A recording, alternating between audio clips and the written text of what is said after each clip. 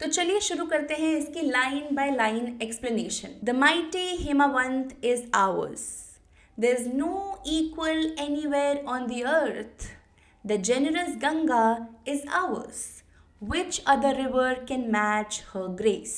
Poet Subramania Bharati कह रहे हैं कि जो माइटी हिमवंत है, माइटी का मतलब होता है स्ट्रॉन्ग एंड पावरफुल, ये जो माइटी हिमवंत है, हिमवंत मतलब हिमालय माउंटेन्स, ये हमारे हैं। And there is no equal anywhere on the earth. तो पोएट कह रहे हैं कि हिमालय माइटी है, बहुत ज़्यादा स्ट्रॉन्ग है और अनमैच्ड है। इस पूरी दुनिया में हिमालय जैसे पहाड़ और कहीं भी नहीं है। The generous Ganga is ours. Poet Subramania Bharati Ganga river को जेनरस बता रहे हैं। जेनरस का मतलब होता है गिविंग एंड काइंड, कि ये जो नदी है ये बहुत ज़्यादा दयालु है, बहुत ज़्यादा गिविंग है, इंडिया के बहुत सारे स्टेट्स को काफ़ी कुछ देती है। And which other river can match her grace. यहाँ पर पोएट सुब्रमण्य भारती क्वेश्चन पूछ रहे हैं कि और कौन सी नदी ऐसी है दुनिया में जो गंगा के ग्रेस को मैच कर सके। ग्रेस का मतलब होता है ब्यूटी और एलिगेंस। तो पोएट सुब्रमण्य भारती कह रहे हैं कि इस दुनिया में कोई भी ऐसी और नदी नहीं है जो गंगा के ग्रेस को मैच कर सके। दुनिया में ऐसा कोई पहाड़ नहीं है जो हिमालय की तरह माइटी और स्ट्रॉन्ग हो। तो हम देख सकते हैं कि कैसे पोएट सुब्रमण्य भारती इंडिया की नेचुरल ब्यूटी को यहाँ पर एक्सप्रेस कर रहे हैं। चलिए आगे पढ़ते हैं।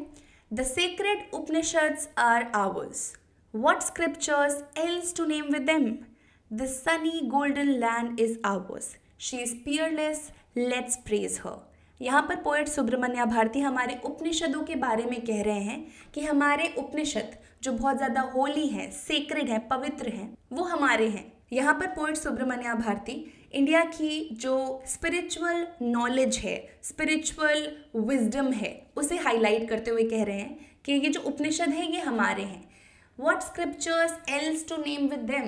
Scriptures का मतलब होता है होली राइटिंग्स, और किसी भी होली राइटिंग को, इस पूरी दुनिया की कोई से भी ग्रंथ आप उठा लो, उसके साथ हमारे उपनिषद्स को आप मैच नहीं कर सकते।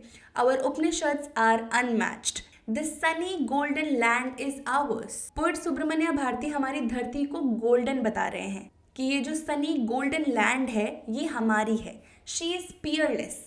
पियरलेस का मतलब होता है अनमैच्ड। तो वो हमारी धरती को अनमैच्ड बता रहे हैं और बोलते हैं लेट्स प्रेज हर, यानी कि हम सभी को अपनी धरती को प्रेज करना चाहिए, उसके प्रति एडमायरेशन दिखानी चाहिए। ओवरऑल यहाँ पर हमारे भारत को अनमैच्ड बताया गया है, पियरलेस बताया गया है कि हमारे भारत देश जैसा और कोई देश इस दुनिया में नहीं है, हमारा कोई मुकाबला नहीं है। Gallant warriors have lived here, many a sage has sanctified this land. The divinest music has been heard here, and here all auspicious things are found. यहाँ पर पोएट सुब्रमण्य भारती इंडिया के रिच, ग्लोरियस और पास्ट कल्चर की बात कर रहे हैं।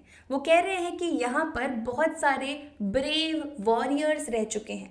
Gallant का मतलब होता है ब्रेव एंड करेजियस। तो यहाँ पर बहुत सारे करेजियस और ब्रेव वॉरियर्स ने जन्म लिया है। Many a sage has sanctified this land. Says का मतलब होता है होली पीपल, वाइस पीपल, साधु संत। साधु संतों की ज़मीन है ये। And they have sanctified this land. Sanctified का मतलब होता है मेड प्योर। तो साधु संतों ने हमारी इस धरती को प्योर बनाया है। The divinest music has been heard here. सबसे ज़्यादा प्योर और हेवनली म्यूजिक यहीं पर सुना जाता है। And here all auspicious things are found. Auspicious का मतलब होता है something that brings good luck, यानी जितनी भी शुभ चीज़ें हैं वो सब यहाँ पर भारत में पाई जाती हैं। तो यहाँ पर हमें देखने को मिला कि किस तरह से भारत के आर्ट, कल्चर और उसकी ब्यूटी, उसकी स्पिरिचुअल प्रैक्टिसेस के बारे में यहाँ पर पोएट सुब्रमण्य भारती बता रहे हैं कि जितनी भी अच्छी चीज़ें हैं, जितनी भी सुंदर चीज़ें हैं, शुभ चीज़ें हैं, वो सब यहाँ पर भारत में पाई जाती हैं। तो पोएट सुब्रमण्य भारती कह रहे हैं कि साधु संतों की ये जो धरती है ये बहुत ज़्यादा ब्लेस्ड है। It is full of art, it is full of culture and it is full of beauty. तो इस पूरे स्टैंजा में हमारी कंट्री की ब्रेवरी के बारे में, स्पिरिचुअलिटी के बारे में और हमारे कल्चरल रिचनेस के बारे में बात करी गई है। चलिए लास्ट स्टैंजा पढ़ते हैं। Here Brahma knowledge has taken root and Buddha preached his Dhamma here. Of hoary antiquity is Bharat, she is peerless, let's praise her.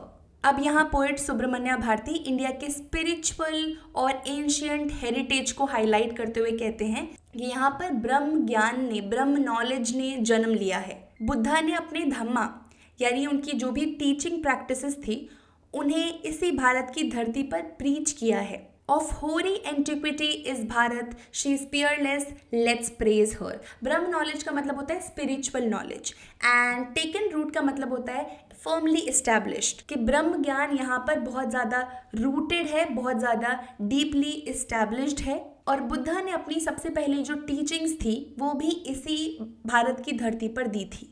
तो पोएट सुब्रमण्या भारती कह रहे हैं कि जो ये डीप स्पिरिचुअल नॉलेज है, ये ब्रह्म ज्ञान है, ये इंडिया में ही ओरिजिनेट हुआ था, जिससे ये पता चलता है कि हमारे भारत का जो विजडम है, फिलोसफिकल डेप्थ है, वो कितनी ज़्यादा है। साथ ही में वो ये भी मेंशन करते हैं कि गौतम बुद्ध ने अपनी जो रिलीजियस टीचिंग्स थी यानी Dhamma is religious teachings of Gautam Buddha, वो इसी धरती पर दी थी, making this land a center of important religious and moral ideas of hoary antiquity। hoary antiquity का मतलब होता है very ancient past। हमारे भारत का बहुत ही ज़्यादा ancient, बहुत ही ज़्यादा पुराना और rich history रह चुका है। and our land is peerless, let's praise her। हमारा जो भारत देश है वो unmatched है और हम सभी को उसे प्रेज करना चाहिए। This was our poem और इस पूरी पोम में भारत को अनमैच्ड बताया गया है।